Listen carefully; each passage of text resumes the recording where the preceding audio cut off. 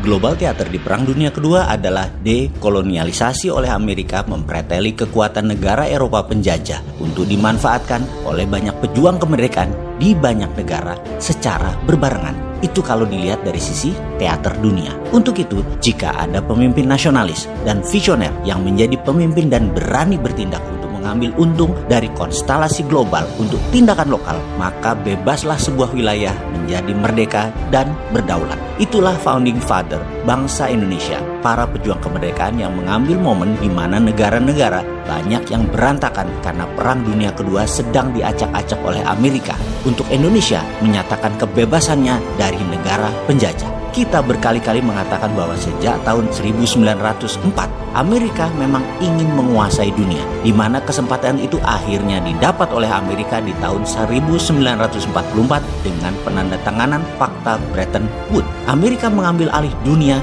yang salah satu caranya adalah memiskinkan Eropa dengan mengatasnamakan human right. Negara-negara jajahan mereka dimerdekakan, dan itu namanya dekolonialisasi. Ada lebih 50 negara baru hadir di sekitar tahun 1945 sampai 1965, terutama negara bekas jajahan negara Eropa. Skenario ini sekali lagi namanya dekolonialisasi, membuat Eropa menjadi negara produsen namun tidak menjajah lagi, tidak terlalu powerful lagi, kecuali Inggris yang sekutunya Amerika yang diizinkan menciptakan Commonwealth atas negara jajahannya. Dengan demokrasi ditegakkan, maka Amerika dengan gampang mengendalikan negara-negara baru tadi sebagai extended quasi teritori dari Amerika. Mulai dari negara sekutu atau aliansi Amerika, negara teman atau friend Amerika, dan sekali lagi Amerika membeda-bedakan perlakuan di setiap negara jajahan yang baru merdeka tadi menjadi tergantung grand plan Amerika.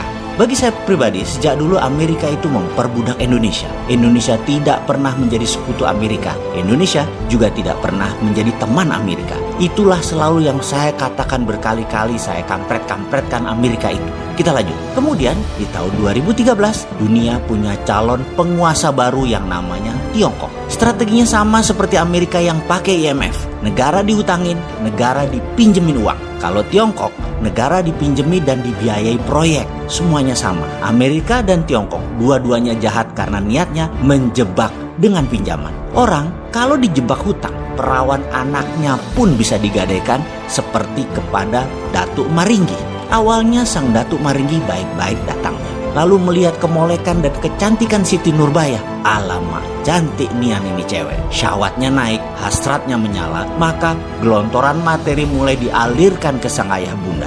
Terpesona harta, mereka lupa bahwa mereka tidak punya kepandaian mengelola uang, tidak pandai berdagang, tidak pandai bertani. Uang dipakai untuk kebutuhan konsumsi, sampai tibalah kewajiban datang menanti. Ayah bunda tak kuasa membayar. Mata Datuk Maringgi menatap tajam Siti Nurbaya. Hutang mau lunas, gadis manis dipinta Maringgi. Kedua orang tua Siti Nurbaya menunduk pasrah. Mereka orang tua tak tahu malu, tak punya hati. Anak sendiri digadai karena materi. Maringgi pasang jebakan hutang. Ilmu Maringgi ditiru IMF. Ilmu Maringgi dikopi obor Tiongkok. Siapa anak gadis yang tergadai itu kalau kita bayangkan Siti Nurbaya itu negara kita? Adakah pahlawan Samsul Bahri, pujaan hati Siti Nurbaya kali ini bisa menyelamatkan kekasihnya? Atau keberhasilan Datuk Maringgi bukan saja mengambil buah hatinya tapi juga berhasil meracun dan membunuh gadis cantik terulang lagi? Cerita ini mungkin dongeng rakyat sebelum tidur, namun hikmahnya dalam.